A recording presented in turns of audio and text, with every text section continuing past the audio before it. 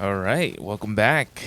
This is the sixth episode of Screen Reel that I've recorded, and I definitely feel like I got the hang of this. So, before we jump into the main topic, which Ant-Man comes out in a couple of days now, so I wanted to do this sort of Ant-Man retrospective. Just a little behind the scenes thing. I had to record this episode like 3 times because the first 2 times I don't know, for some reason I just wasn't feeling it. So yeah, third time was a charm, and I feel like it really came out. And God, I know I say this every single time, but I think this is the best one yet. I really do. This is also the longest one yet. The episode 2 weeks ago, the one where I talk about powerful movie endings, the YouTube version only got 2 views. In 2 weeks, it only got 2 views. I'm looking at it right now. But the one from last week, pros and cons of movie reboots, that one got 32 views in 6 days. So the last one was the best one yet because it was the most viewed one. But yeah, look, the podcast is available on all platforms, including YouTube. So yeah, this is one of the best episodes, well, the best episode, and I just go through Ant-Man and Ant-Man and the Wasp. I go through both films. I talk about the character of Ant-Man, the character of the Wasp, my thoughts on the movies, and yeah, we really delve really deep into both of these episodes, like balls deep into them, both of the movies, not episodes. And what was I going to say? And then I also give my predictions at the very end for Ant-Man and the Wasp: Quantumania, my final predictions. And then next week, we will talk about Ant-Man and the Wasp: Quantumania. Anywho, before we jump into the episode, because this is a big episode, so I'm trying to make this intro as short as possible, I want to talk about these Super Bowl trailers. Now, there are only a couple that I actually care about. We got a trailer for Fast X a couple of days ago, and it was a cool trailer. I mean, Jason Momoa was the main villain. I didn't know he was going to play the main villain, so it was really cool seeing him there. I think he's really cool. We saw a couple shots of Brie Larson, and look, when I go into these Fast and Furious movies, I don't go in expecting the best story ever or like thespian level acting. There are only a couple of things that the Fast and Furious movie, when I go into it, it has to check. I just need to see cars doing cool tricks, cars exploding, and just some crazy shit that would never happen in real life. Because I just want to go in, turn my brain off, and just enjoy. I really don't care about the story. The story sort of takes a back seat when I watch Fast and Furious. I'm just there to have fun. The other trailer was the Guardians of the Galaxy Volume 3 trailer. I do prefer the first trailer, but this is a really good, solid trailer. Man, I'm excited, but at the same time, I don't want... When does the movie come out? Like May 3rd? I don't want May 3rd to come in a way because this is the last time we're going to see the Guardians of the Galaxy. And I don't want it to be the last time. I don't want to say goodbye. Like, damn, the first one came out in 2014.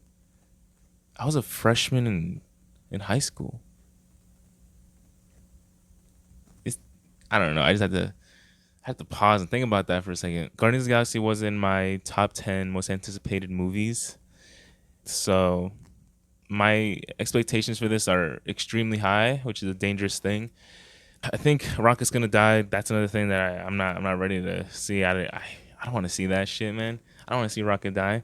But I'm probably gonna cry if or when that happens. I feel like Drax is gonna die too. God, I don't like this. Anyways, the main trailer, the one that really got my balls tingling, the one that got the blood flowing like a pre-workout, The Flash, man. The Flash. Dude, The Flash was my number 2 most anticipated movie of 2023. And man, it might be my number 1 now. It might have overtaken Oppenheimer, dude. I don't even know where to start. Like, there's this one gripe I have, though. So this is obviously based on the whole Flashpoint storyline, which is cool.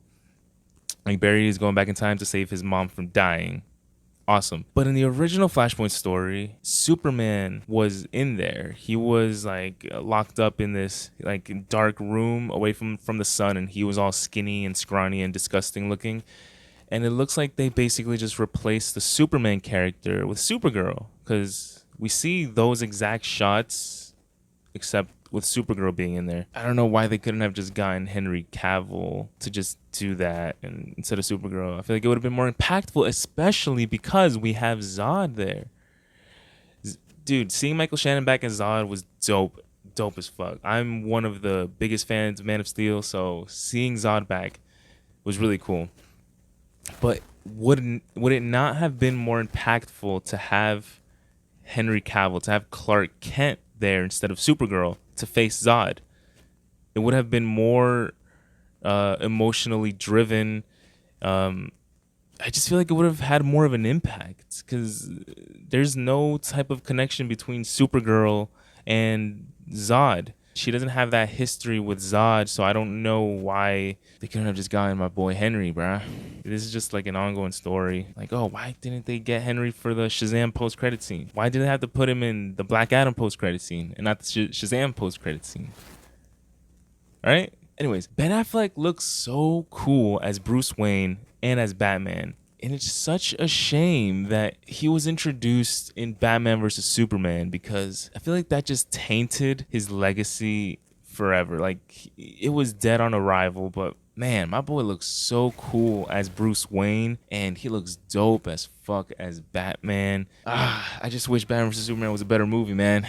That's always gonna be a huge thing, because he was a good Bruce Wayne in Batman vs Superman, but I hated the modular voice. I hated the fact that he just like nonchalantly killed people. And then we also got the Michael Keaton Batman. He looked cool, but I was thinking like when he was like gliding down and he was doing all those flips, I was just like, Michael Keaton is like, what, like 70 or 80? I don't know. I mean, it is just a superhero movie, so it doesn't really matter. I mean, Bruce Wayne is Bruce Wayne. Batman is Batman. We want to see Batman do all those cool shit. So I didn't really mind it, but for a second there, I was just like, he's in his 70s. I don't know how, believable it is that he'll be able to still do that stuff. But anyways, enough about that. That's pretty much my thoughts on the Super Bowl trailers.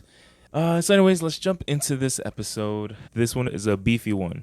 This is a big one. So kick back, enjoy wherever you're listening to this, and get ready for your weekly dose of Screen Reel.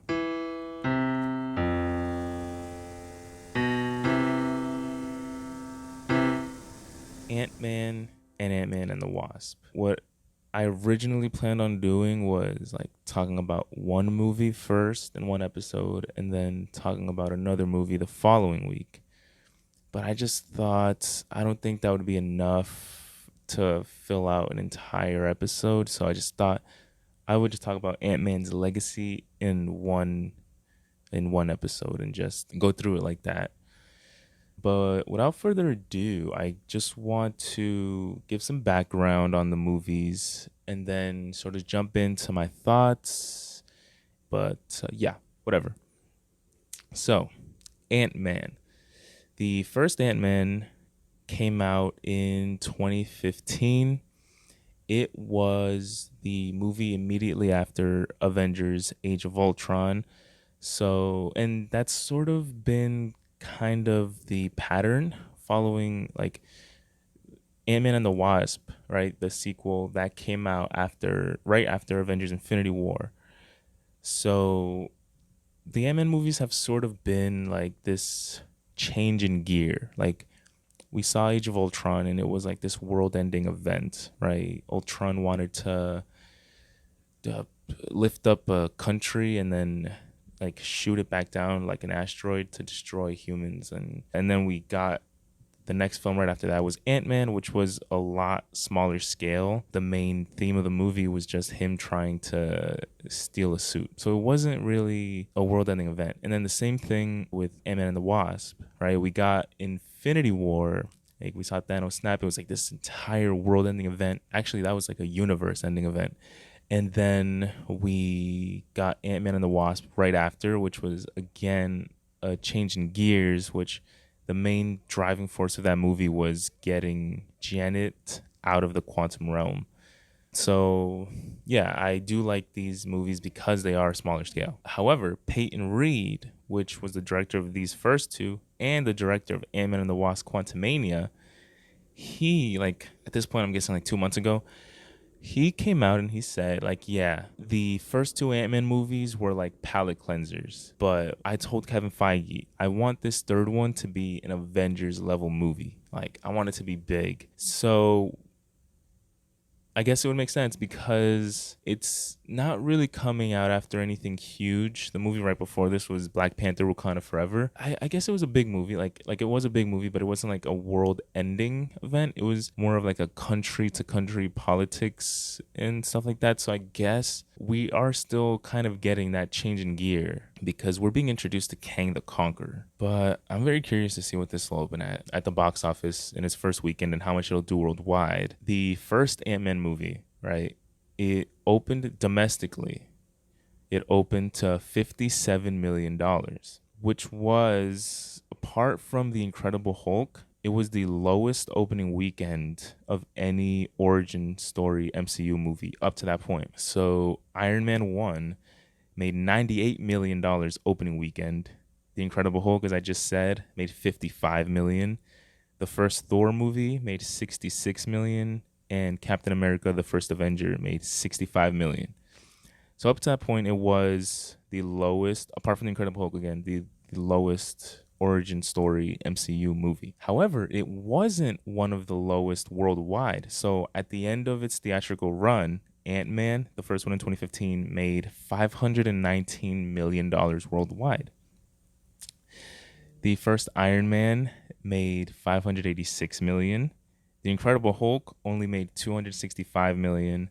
The first Thor made 449 million, and the first Captain America made 370 million.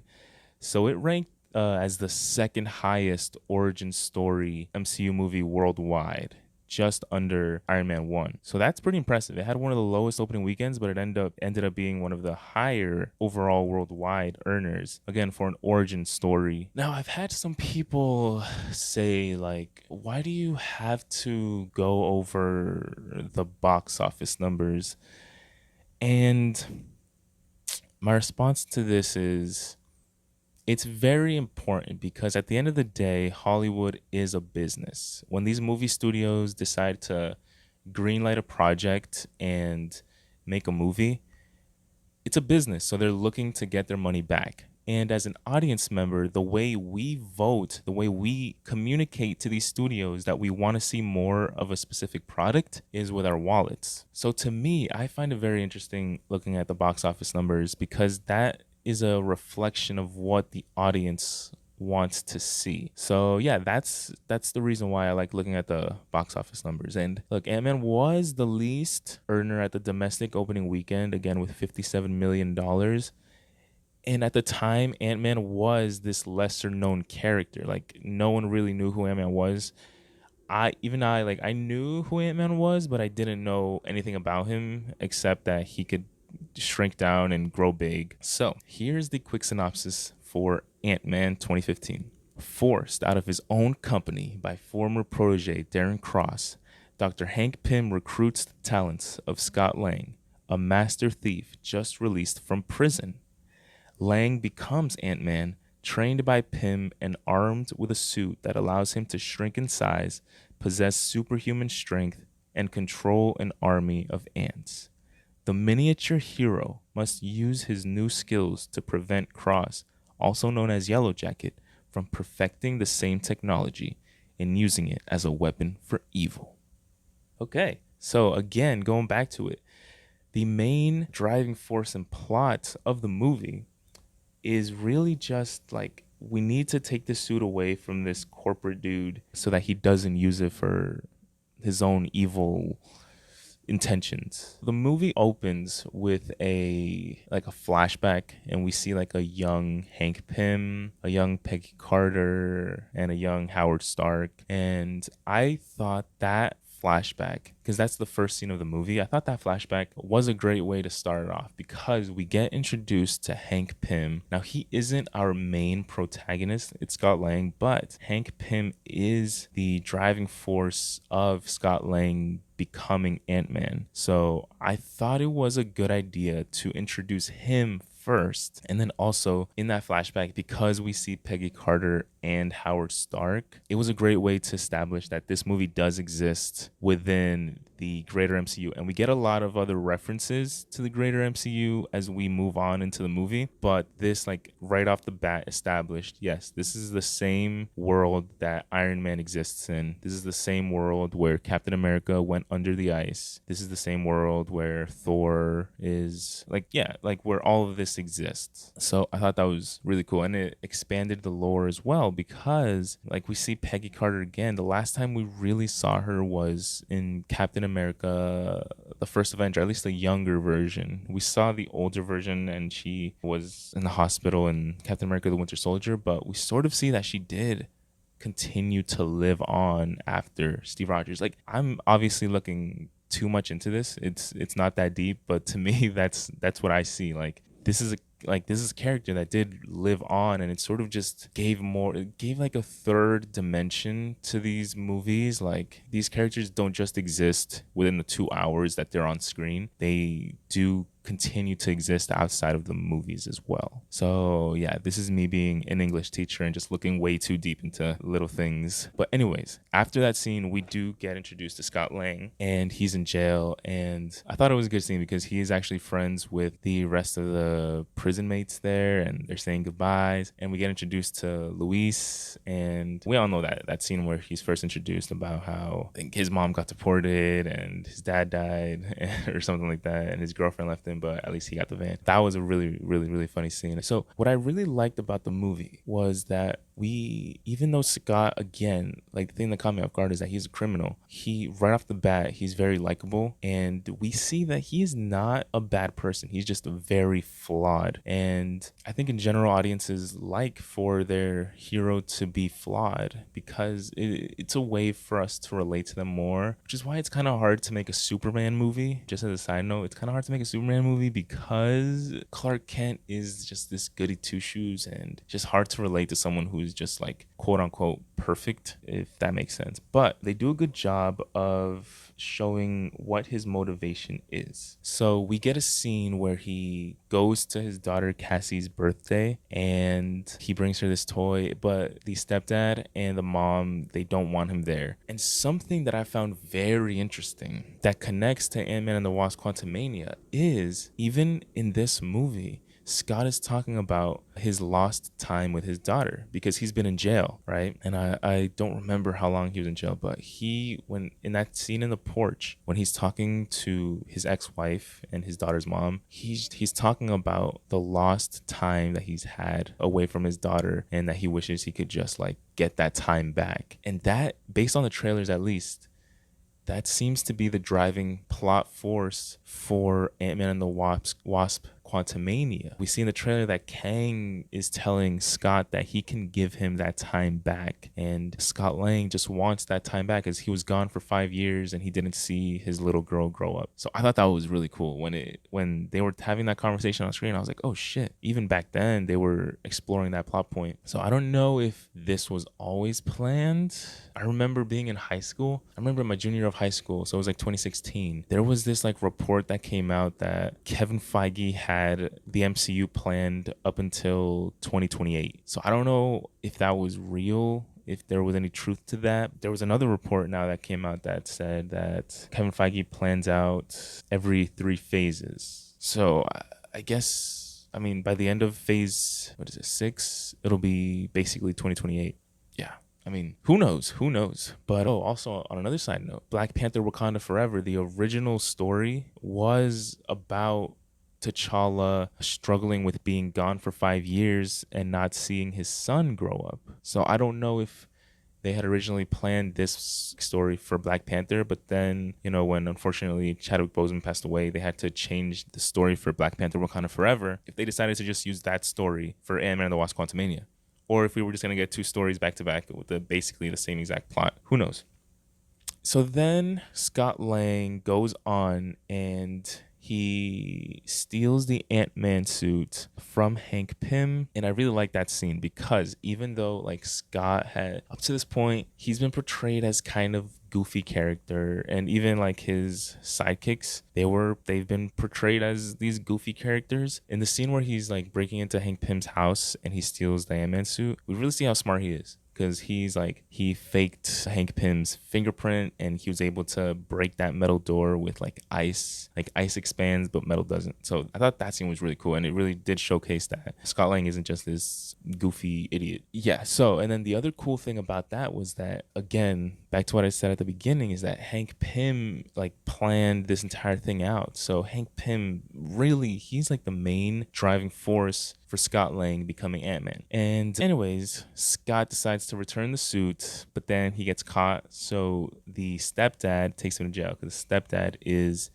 a police officer. Hank Pym breaks him out of the prison, and then Scott Lang wakes up in Hank Pym's house, and then they start to train. And to me, one of the coolest shots of the entire, not just of the entire movie, but of the entire MCU, was where Scott Lang first shrinks down into the ant tunnels. And it's hard to describe it, but he just shrinks down like for the first time into the ant tunnels, and the shot itself I could screenshot that shit, print it out, and then put it onto my wall and just have it framed just because of how cool it looks. So this is a podcast, so I can't like show it, but yeah, I thought it looked really cool. But anyway, they're training, and throughout the entire training scene, we see like scenes where Hope and Hank are talking, and I gotta be honest, like Hope, which is Hank's daughter, she just seemed very whiny. She sounded like a teenager a lot of the times, like this just whiny teenager. And I get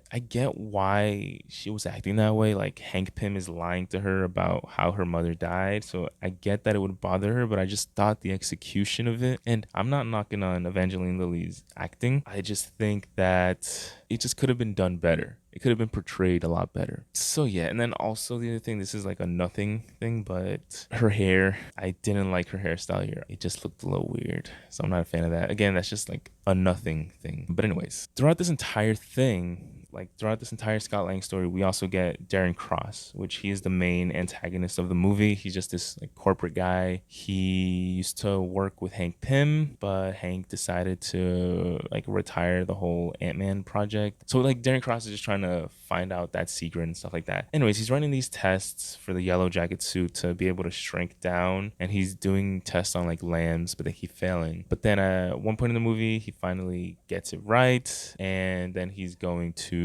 like publicly display the technology to investors. Look, he's an okay villain. I mean, he's just like another corporate guy. He looks like Lex Luthor. I think he would be a cool Lex Luthor, but that's just because he's bald. I mean, anybody can be a good Lex Luthor if they shave their heads. So that was my main thoughts on him. He's okay. I think it's gonna be interesting seeing him back in Ant-Man and the Wasp: Quantumania. We do get a scene at the very end, like during the final battle on that like toy train set, where he is in Cassie's room and they kind of meet. So I think if he is MODOK and he is going to be an Ant-Man and the Wasp's Quantumania, I think it'll be cool to see Cassie, who's older now, and him interact. So I don't know if they'll have any scenes together, but I think it'll be cool. Like he threatened her, like he was probably going to kill her if it wasn't for Scott Lang. So that'll be something really cool to see if they decide to touch on that. So those two stories are happening concurrently, and we get a scene where they need something out of this like abandoned Stark warehouse, which we find out has been converted to the Avengers compound that we saw at the end of Avengers Age of Ultron. And I think including this scene in the movie, again, back to what I said at the beginning, was like we get like a better sense that this does exist in that same world. And they kind of had to, because this is an unknown character. So they had to like drill it into the audience that, hey, this exists in in that same world that Captain America. You like Captain America, right? So this guy is also in that same franchise as Captain America. We saw it with the first Spider-Man movie as well. Well, the first MCU Spider-Man movie, Spider-Man Homecoming, where we had Tony Stark in there. Because like we've gotten a lot of Spider-Mans before this, so we have to communicate to the audience, hey, this one is specifically part of the MCU. So anyways, we get the scene and we get introduced to Sam Wilson, and I wish they hadn't shown that in the trailer, but they did show Sam Wilson in the trailer, and I don't know, it just would have been cool to have gone in not knowing and then seeing Sam Wilson. But anyways, Ant-Man basically beats Falcon. They steal what they have to, and then they can continue on with their plan, but they're going to need the help of Scott's three friends, like Luis and then the Russian guy and the black guy, which they were in the first two Ant-Man movies, and apparently they're not going to be in Ant-Man 3, which I think is going to be like a huge missing piece. Is going to feel like a missing piece because they're part of the franchise. They're like these characters that define the Ant-Man franchise. But at the same time, like these movies, the first two were more like they were funnier. They were, again, smaller scale. But if you're going to do some Avengers level threat type shit and the movie's going to be more serious, and based on the trailers, it does look like it's going to be a bit darker, I guess having this comedic relief might feel out of place, but that's just me. That's just what I think. So I get it, but I don't know. I feel like you have to have in there at least even for just one scene. So I'm crossing my fingers that they're at least in there for a scene. Even though that team, again, they've been portrayed as like very goofy, and they are very goofy, and they're really just there for comedic relief. The plan wouldn't have like succeeded in their plan if it wasn't for them. So they were an integral part, and I do like that about the movie, that every character has a role in the movie. They're not just there. So I thought that was cool. And then anyways, Darren Cross figures out their plan. He takes the yellow jacket suit, and now he's on the run. Scott Lang follows him, and they end up fighting in Casey's bedroom. And Ant-Man goes subatomic. And throughout the entire movie, we get like just hints that, hey, you don't want to go subatomic. Like we got the flashback of Hank and Janet, his wife, when they're stopping the missile, and Janet goes subatomic and she never comes back. And we see Scott go subatomic into the quantum realm. And I don't know if it's just me, like it feels like they obviously didn't have the entire thing planned out, I guess, because the quantum realm here looks way different than the quantum realm we see in the trailers for Ant-Man 3. Like it looks like there's no one there. Like in Ant-Man 3, we see there's like actual societies and people living in the quantum realm and actual like beings, but here just look like empty space. But I'm guessing, even though like the quantum realm, I'm gonna try to word this in the best way possible. It's gonna sound very contradictory, but even though the quantum realm is this tiny, tiny, tiny space, like you have to shrink down very, very tiny to get there, maybe it is also as big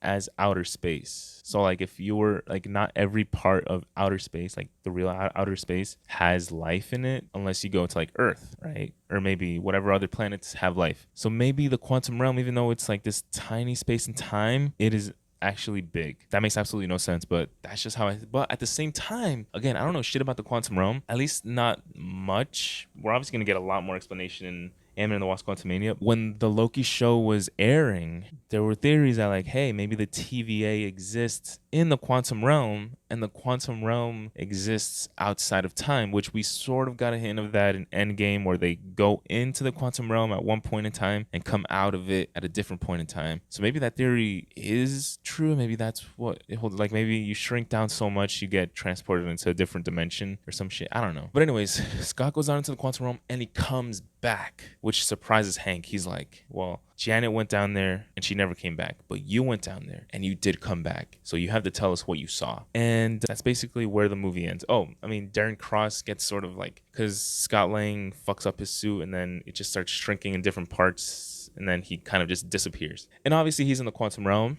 and he becomes MODOK. I don't know how, but I mean, I guess the way the suit was shrinking, he would become disfigured. Like maybe everything else shrank down. Like maybe things didn't shrink proportionately, so his head remained like bigger than the rest of his body. So I guess that would be a cool way of introducing MODOK. So I'm very excited to see him back. But that is basically where the movie ends. And then we get two post-credit scenes. The first one is Hank and Hope looking at an unfinished Wasp suit. And then throughout the entire movie, Again, there's been a lot of friction between them, but they decided that Hope can don the Wasp suit. So I thought that was really cool. But the main post-credit scene to me, which was the second one, we get a look at Civil War. So we get a scene with Bucky, Steve, and Sam, and they're just talking about I don't know if we can call Tony Stark, like even if he did pick up, I don't know if he would even help us. And then Sam is like, I think I know a guy. Dude, when that post-credit scene, like I was so hyped, because I don't know if you guys remember, but in Age of Ultron, when they're on the farm, we start seeing friction between Steve Rogers and Tony Stark. Like when they're cutting up that wood, we see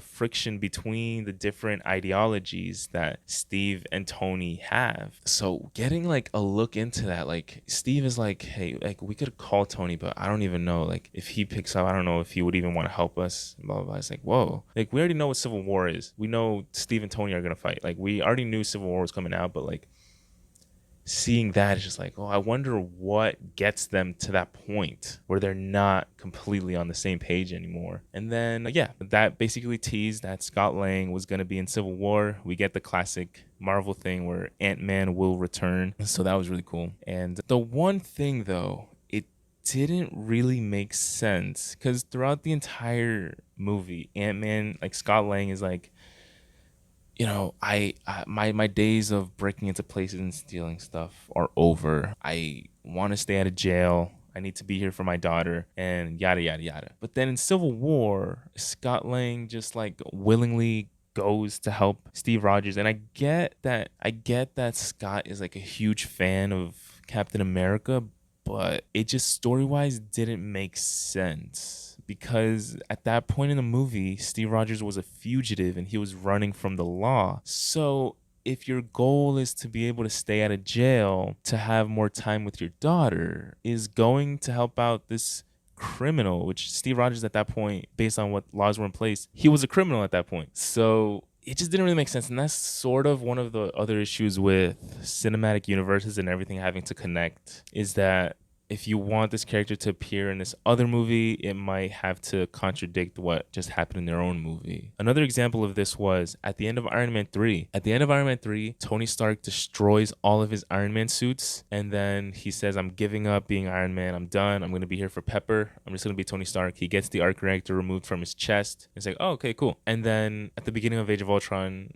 he's Iron Man again. And there's no type of explanation, and it's just like, oh, okay, I guess he's Iron Man again. And it just completely contradicted what we just saw, like this huge decision by Tony Stark to just stop being Iron Man. But yeah, you can't make another Avengers without Tony Stark, so you have to blah blah blah blah. But the other thing about that was that Robert Downey Jr.'s contract was up, so he wasn't contractually obligated to come back again. So they had to wrap things up just in case they couldn't get him back. So it was also like outside of the movies thing. I'm sure if they knew Robert Downey Jr. was going to come back, that they wouldn't have maybe ended Iron Man 3 that way. But it was a good end to the trilogy. Like if you just wanted to watch Iron Man, you could watch Iron Man 1, Iron Man 2, The Avengers, and then Iron Man 3. And then that would be like its own story, his own complete story. So I don't know. I mean, that was cool. But anyways, Ant-Man and the Wasp came out 3 years after the first Ant-Man in 2018. It had a $76 million opening weekend. And worldwide, in its theatrical run, it made $623 million. So it made about $20 million more opening weekend than the first one. Remember, Ant-Man 1 opened to $57 million. Ant-Man 2 opened to $76 million. Worldwide, Ant-Man 1 did $519 million, and Ant-Man 2 did $623 million. So we saw this upward trajectory. We saw this upward trajectory, which is what movie studios want to see in their spreadsheets. And Ant-Man had become obviously more popular because he was just in Civil War. But to compare this to other MCU sequels for solo heroes, Iron Man 2 made $128 million opening weekend. Thor: The Dark World made $86 million opening weekend. And Captain America: The Winter Soldier made $95 million opening weekend. So it was the lowest of the solo MCU sequels. And it ended up as the lowest worldwide too. Not by much though. Iron Man 2 worldwide made $624 million. Thor: The Dark World made 645 million, and Captain America: The Winter Soldier made 714. So they all within like a $100 million range, between basically 614 to 714 is where they all fell in between. Ant-Man was the lowest by like $1 million, 623 million. So yeah, so it's, I don't know, to me it's very interesting to see this. Obviously, Ant-Man isn't one of the bigger characters like Iron Man, Thor, and Captain America. Those are like the main three. But the fact that it got basically within close range to them speaks a lot. So anyways, Ant-Man and the Wasp. Here's the synopsis. Scott Lang is grappling with the consequences of his choices as both a superhero and a father. Approached by Hope Van Dyne and Dr. Hank Pym, Lang must once again don the Ant-Man suit and fight alongside the Wasp. The urgent mission soon leads to secret revelations from the past as the dynamic duo finds itself in an epic battle against a powerful new enemy. Okay, so when this movie was coming out, again, it was coming off of Infinity War, which was, I think at that point, the highest grossing MCU movie of all time. I like Ant-Man and the Wasp more than the first one. And I don't know, I may be in the minority on that, because I see a lot of people saying that they like the first one better, but I like this second one better. The movie opens up with another flashback scene again. It's basically just a retelling of the scene that we saw in the first one with Hank and Janet like taking down that missile. And the one thing that, like, after watching that scene the second time in this movie, the one thing that crossed my mind was, like, okay, Janet shrinks down to subatomic size and she takes down the missile. And then the missile goes crashing into the ocean. And Hank Pym is still on the missile, but he can't fly. So, like, how did he get off the missile and get home? Maybe he used an ant, but I don't know. Like, an ant in the middle of the ocean doesn't really make sense. But at the same time, people in costumes that can shrink down to the size of an ant also doesn't make sense. So it doesn't really matter. I guess he just got home and we don't really need to see that.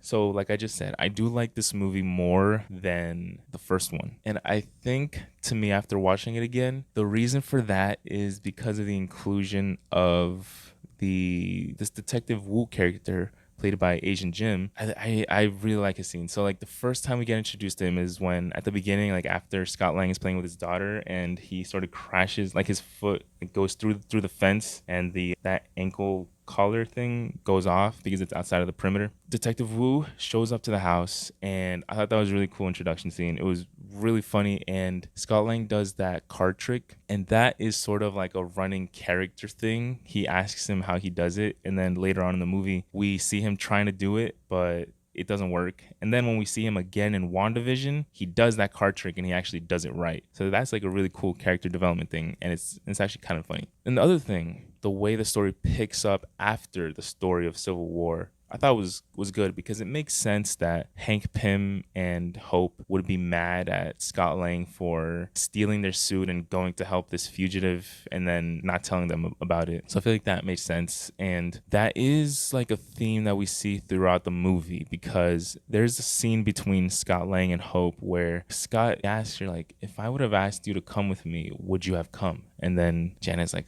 I guess we'll never know. So that really got me thinking, because it would have been cool to get an introduction to the Wasp in Civil War. Like, it would have been cool to see them both there, because yeah, the Wasp has the same powers as Ant-Man. Like, they both shrink down and they have those like discs that can make things grow or shrink. But she has an advantage that Scott doesn't, which is that she has wings and she can fly. So that is enough of a differentiation that they don't just seem like the same exact character. But at the same time, in Civil War, we were already getting introduced to Spider-Man, and we were already getting introduced to Black Panther. So introducing another third character maybe would have been too much. So yeah, we got introduced to her here in Ant-Man and the Wasp. But fun fact, Joss Whedon, right, the director of the first Avengers and Avengers Age of Ultron, when he was writing the script for the first Avengers, he wrote in, instead of Black Widow being there, he was making it that the Wasp was going to be in there. But Kevin Feige said, no, it has to be Black Widow. We're not introducing the Wasp right now. We're going to do that later on. So I thought that was really interesting, because we almost got the Wasp. Well, this came out 2018. The first Avengers came out 2012. So we almost got the Wasp 6 years earlier than we initially did. So to me, that's a very interesting fun fact. I wonder how this character would have been like in the Avengers instead of Black Widow, like how that would have changed the dynamic. I don't know. It would have been very different. I'm pretty sure there's another timeline out there where we got that instead of Black Widow. I mean, I do prefer Black Widow because Scarlett Johansson just is like cool. Anyways, what else do I got here? Oh yeah, sticking on the topic of Hope. Again, like what I said earlier, her hair here looks a lot better than it did in the first one. I didn't like the hairstyle in the first one. It looks a lot better here. And again, it's just like, it's a huge nitpick. It doesn't matter at all. But it doesn't bother me every time I have to look at her with that hair. It just makes me want to look away. So anyways, we get this scene where they're sort of doing this trade deal, and we see that there is some type of history between them. Like they've done these things before, and it's something to do with this suitcase. I don't know. I wasn't really paying attention to that scene, but it's in this scene where, one, we get introduced to Hope being the Wasp, and two, we get introduced to Ghost. So the scene where like they're fighting in that kitchen and the guy is throwing the knife and she throws the salt shaker and like makes it grow big. I thought that scene was really cool. It was a really cool introduction. I mean, the action scenes have never been a huge problem with the Ant-Man movies. Again, because they shrink down in size, they can do a lot different things than like, you know, like the action scenes with Ant-Man and the Wasp are going to be different than the action scenes that Captain America has. So yeah, they're really cool and they're very different. But then we also get introduced to Ghost, which I thought she was a cool villain. Maybe it was just like the lines that she was given or something, or they didn't use her in a better way. But yeah, and I don't know, like on the topic of Ghost, I don't know if that's one of the reasons why she may not be in Thunderbolts. Because a couple months ago at D23, they released this photo of who the Thunderbolts team was going to be. So we got like Yelena, Red Guardian. What was that? Is it John Walker? I think John Walker was at like fake Captain America. We got Bucky in there, and we also got Ghost in there too. But I think like a week or two ago, there was like a report that was like, hey, Ghost might not even be in there. I think they're taking her out. So I don't know. I mean, I think because of Ghost's power set, it would be cool differentiation to the rest of the team, because the Thunderbolts team is mainly super soldiers, right? We got the Red Guardian, we got Bucky, and we got John Walker, which he took the super soldier serum. So we already have 3 super soldiers on the team. Then we have another Black Widow, which is like Yelena. Just again, like everybody seems like there's no diversification in the powers of the people on the team. So I think seeing like having Ghost there would have been a good differentiator and diversified the team more. But I don't know if the reports are true. I hope it's not true, because again, I really like Ghost and I think it would be cool to see her back. And I don't even think her story was completely resolved. But anyways, where was I? Yeah, so we get introduced to the Wasp and Ghost. And then they steal that lab, because like he shrinks down the building to like basically like a suitcase size, and they steal it, so they have to get it back. But they need an Ant-Man suit, which Scott told them that he destroyed the suit after the events of Civil War. So they've been using this like old Ant-Man suit that's kind of like broken and wonky and doesn't really work, so it doesn't shrink when he needs it to shrink, and it's sort of like just random. But Scott confesses like, hey, I actually didn't destroy the suit. I put it, like I taped it under this trophy. And they're like, bruh. So they have to go get it, but it's not at home, and Cassie took it to show and tell. So they have to break into the school, get the Ant-Man suit, because they need it. Here's the thing about that scene. So they do this whole visual gag because, again, like the Ant-Man suit that he's currently using is like broken and it's malfunctioning. So they do this gag where he sort of shrinks down to a kid size height. And I'm like, I know that scene was supposed to be hilarious.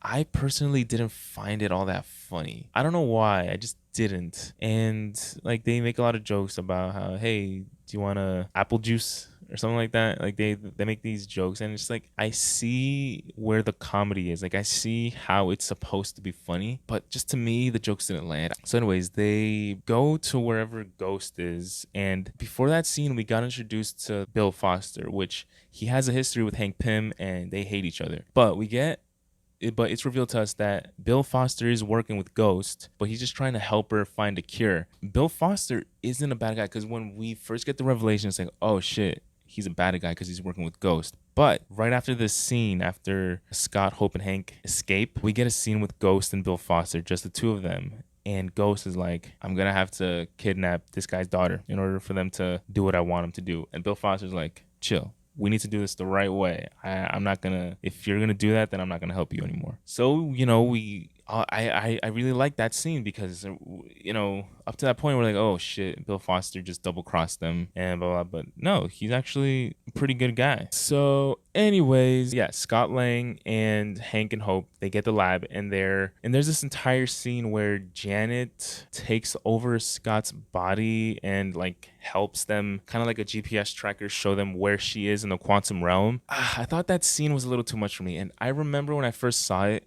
to me, it felt like a scene from the Flash TV show. And I liked the Flash TV show in the first couple seasons, but it just started to get more and more out there to the point where I just couldn't enjoy it anymore. So, for example, like I think in one of the later seasons, they create an artificial not quantum realm, speed force or something. And it's just like things like that. I personally don't like that. I don't vibe with that kind of stuff. Like there's another thing in the Flash where it's like anything they need, Cisco can just build it. And like if they need something for the plot, then yeah, Cisco can just build it. And it's just like how are we easily just creating this? And it's obviously just like to drive the plot forward, but it makes no sense. And it was kind of the same thing here. Like it didn't really make sense for like how does that even work? I don't know. Maybe there is an explanation there, but it's not an explanation that to me makes sense. I'm not dogging on it. I'm just like that's the one thing out of this movie that I do not like at all. But the one thing about the scene, it was funny to see how Hank and Hope are talking to Scott, which is actually Janet in the scene, and they're talking to him as if Janet is actually standing in front. So they're like holding hands and everything. And it was cool to see Paul Rudd like switch characters in that same shot from Scott Lang to Janet. I did believe that it was Janet talking, but to me, I just didn't like the concept of it. I just didn't like it, period. But the way it was executed, the way Paul Rudd acted it, I think it did work. So yeah, anyways, the movie culminates into this huge chase for the lab because Hank Pym, he puts on this suit, which again, I remember when the movie first came out, I thought it looked very goofy. He puts on this, like, it's not an Ant-Man suit. It's like this other type of suit. It's like white and everything. It just looks very weird. And then he goes into the ship and he shrinks down into the quantum realm. And then they shrink the lab itself. And Hank can't come back until they make the lab big again. So the reason why they shrink it down is because they're being chased by Ghost and that other dealer guy, which I don't know why he wants it. I don't know. I'm pretty sure they explained it, but I just maybe clocked out of the movie when the guy shows up. But the entire chase scene is really cool because we see like Ghost phase through the cars and everything. And I thought it was really cool. So during this entire car chase scene, which is really dope, we like Hank Pym is going into the quantum realm and he keeps shrinking down and shrinking down and shrinking down. And what we know about the quantum realm is that time in the quantum realm goes by differently. Time passes differently in the quantum realm. So it's like, okay, cool. So Janet, when she went into the quantum realm for the first time, was 30 years ago, right? It's not going to be 30 years past in the quantum realm. It's going to be a lot shorter time. But when we see Janet, we clearly see that she's 30 years older than she was when she first went into the quantum realm. So that didn't really make sense to me much. But anyways, yeah, they get Janet out of the quantum realm and they basically stop Ghost. And again, I don't think like her storyline didn't wrap up. I don't think like she still has the disease, but I think they say that they're gonna try to find a cure for her. And she's like, okay. And again, both of the post-credit scenes for these Ant-Man movies have been very hyped. So I sort of touched on it. Well, the post-credit scene is Ant-Man goes into the quantum realm to get some of the, I don't know what they call it, quantum realm energy. And while he's in there, like they're going to pull him out. But Hank, Hope, and Janet get dusted away. And he's stuck in there. And that is the post-credit scene. And I remember watching it in the movie theater and the entire theater gasped. Like I remember like the entire theater just gasped, like because obviously we just saw in Infinity War Thanos snapping and everybody turning to dust, and then seeing it here it's just like, oh shit, right, Infinity War, Thanos won. And it sort of just reminded us where we currently are in the MCU. And then obviously this leads into Endgame. But yeah, again, like the Ant-Man movies have some really dope ass post-credit scenes, and I wonder what the post-credit scene, like the first reactions for Ant-Man at the time of this recording have come out, for Ant-Man 3 have come out, and they have said there are 2 post-credit scenes, and they're probably one of the best post-credit scenes. So I don't know, I'm not trying to get my expectations up so high, because I remember when Shang-Chi first came out, there was some people saying like, yo, the post-credit scene for this is probably the best post-credit scene, and I remember being so hyped for it. And then it was a good post-credit scene. Like, it was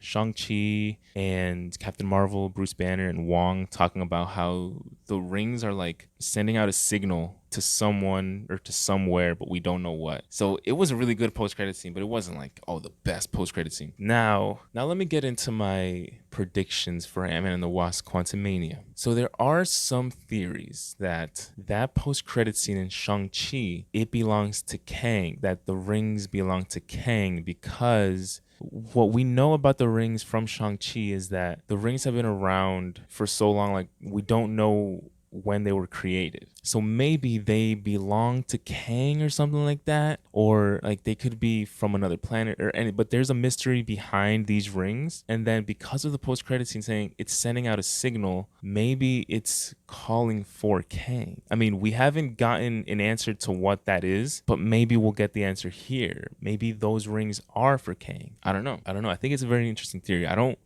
don't completely subscribe to it, but so far we haven't really gotten a lot of, like, we've gotten plot lines, but we haven't gotten really resolutions. Like, we don't see how like this connects. A lot of Phase 4 again was just introducing characters, but we don't see how they all connect. Like in the Eternals, we got a Celestial coming out of the ocean and now it's like frozen there, and just like, okay, how does that affect everything else? And we haven't gotten an answer to that yet. And the same thing with the Shang-Chi thing. Like, okay, how are we going to continue the story about the rings and who they're calling out? So that was another cliffhanger. So and a couple months ago, Kevin Feige was like, I know a lot of this doesn't make sense yet, but pretty soon it's going to make sense. We're going to get a lot of the answers. It's going to start connecting, and we're going to start seeing how these things connect. And that was right before Thor: Love and Thunder. So I was like, oh, he's saying very soon we're going to find out. So maybe in Thor: Love and Thunder, we're going to start seeing more things. And Thor: Love and Thunder was good, but it was sort of its own story, and it didn't really connect anything. And it's like, okay, in Black Panther then. Maybe in Black Panther we'll get more answers on how all of this connects. And then Black Panther came out, and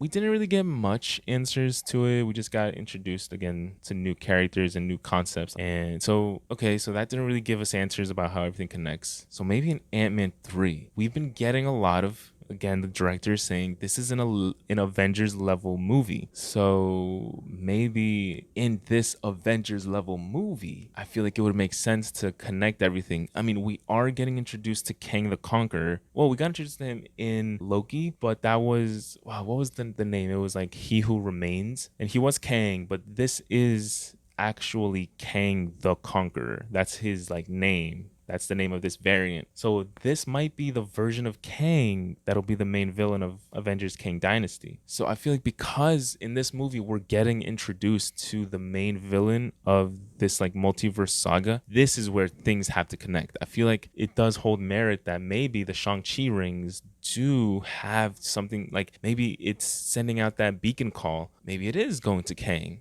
I don't know. I wouldn't be surprised if it is. And I think it would be really cool to finally see all this shit connect. So I feel like in this movie is where we're going to see everything connect. And we're just going to get a much clearer picture. Now, what that picture is, I have no idea. Some people are speculating that maybe we'll get the Fantastic Four in a post-credit scene or something. Like, there have been a lot of theories throughout this entire couple of years since Disney bought Fox that like maybe the Fantastic Four were a team of heroes in like the 60s and they went into the quantum realm and they got stuck there too. And just like, we could do that. That would be a really cool way to introduce them, but that would be like the third time that we're doing like, oh, they're stuck in the quantum realm. Or maybe the fourth time, because, okay, we saw Janet get stuck in the quantum realm. We saw Scott get stuck in the quantum realm. Based on the trailers, it seems like Kang is stuck in the quantum realm as well. And just like, okay, we're going to do it again with the Fantastic Four. Oh, they're stuck in the quantum realm. I don't know. We could get introduced to the Fantastic Four. I think it'll be cool if we do. But if this is an Avengers level threat and we're going to get a clear picture and we're going to see everything connect, and from reports from people who already saw the movie that the post-credit scenes are dope as fuck. I don't know. Something big has to happen.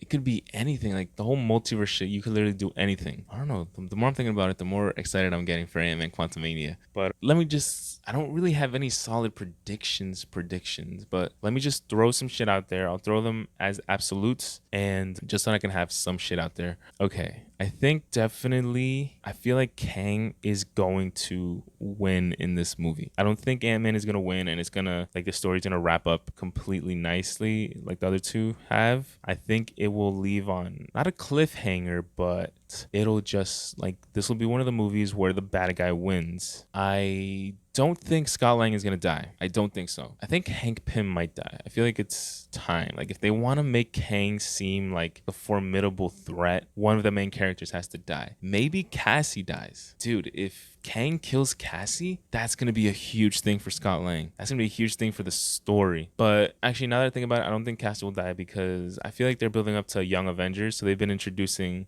younger versions. So we got Kate Bishop, we got the Olsen twin, well, not the Olsen twins, like the Scarlet Witch twins, which they don't exist in this world, in this earth, but because this is a multiverse thing, I feel like the Young Avengers are going to be comprised of multiverse heroes. So the new Young Avengers are going to be multiversal, so we'll get heroes from different multiverses. So the Scarlet Witch twins could be part of the new Avengers, the new young Avengers. What was the other? We got introduced to T'Challa's son. We got introduced to Thor's, like, adoptive daughter, which is actually Gore's daughter. Like, so I feel like they are building up to, like, a younger Avengers team, and I think Cassie is going to be in there. So I don't think they're going to kill off Cassie. But if they did, I feel like if they did, that would be a huge plot point. That would be really cool for Scott Lang's development. I don't think Scott's gonna die. I think Hank might die or Hope might die, because you can only have one girl hero on the team, right? No, I'm just kidding.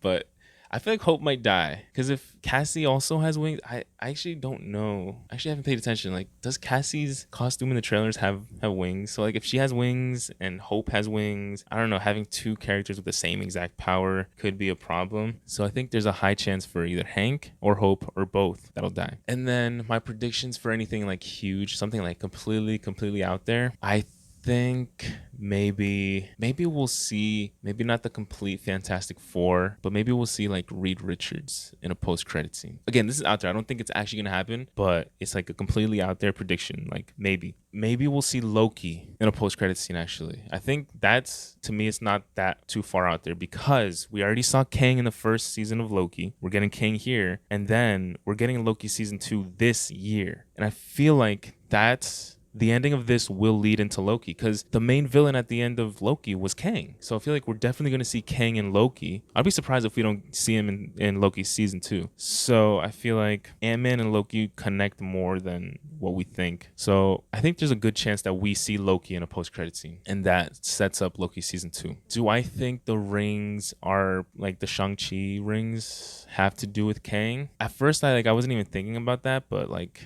it's been like a year and a half since Shang-Chi came out, and that's more than enough time for me to ponder and think on that. I think the rings do have something to do with Kang. So I feel like we'll get something about that too. I think we might see Shang-Chi's rings. I don't know. So anyways, and then the last thing, like, I like talking about the box office. So just to go back to it, the first Ant-Man made $57 million opening weekend domestically. The second one, Ant-Man and the Wasp, made $76 million. They haven't been huge movies. I don't know how the general audience, like, what their thought is on these trailers, because the trailers look very crazy. Like, we see MODOK, we see all these, like, different types of creatures there in the quantum realm. Like, the entire movie looks like complete green screen, and it has to be green screen. I'm not complaining that it is green screen, but, like, obviously nothing there is real, and I wonder how the general audience is reacting to these Ant-Man trailers, because even to me it's just like, okay, like, I'm excited for it, but that's because I'm a hardcore MCU fan. I'm excited for it, but even I can admit the trailers are very out there. A lot is going on in the trailers, and a lot of it looks very weird, and weird in a good way, but weird nonetheless. So I don't know. I just wonder, is it going to catch the audience's attention? Like, are the trailers working for the general audience? I definitely think it's going to make more. It's going to be the biggest opening weekend of the Ant-Man movies, but I don't know how much more. This is tough. You know, I'm going to put it, I think it'll make around 100 million. Maybe like 100, 105, I think 110. 110 is a little out there. Maybe one.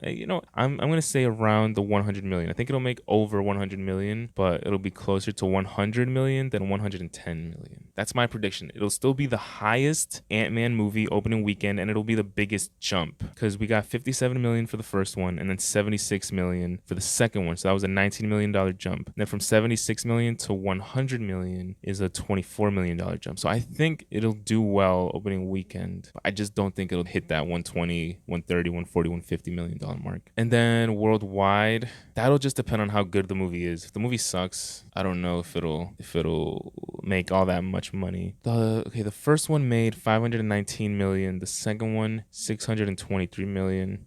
If the movie is really good, if it actually does give a clear picture of where the MCU is going, and if it actually is an Avengers level threat type movie, and we're actually getting answers to how everything connects, I feel like it's going to be huge. I think it'll finish, again, this is assuming the movie is good. I think it'll finish at around 750 to 800.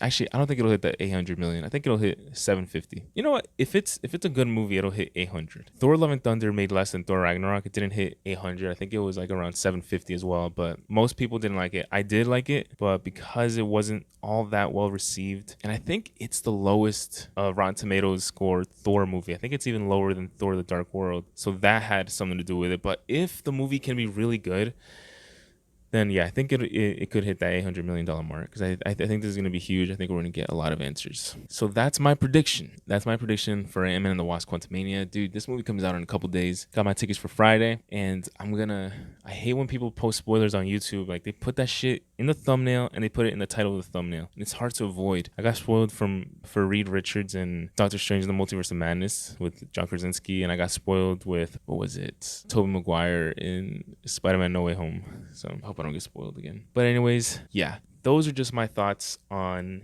Ant-Man and the Wasp. And Ant-Man and the Wasp. And I'm very much looking forward to Ant-Man and the Wasp: Quantumania.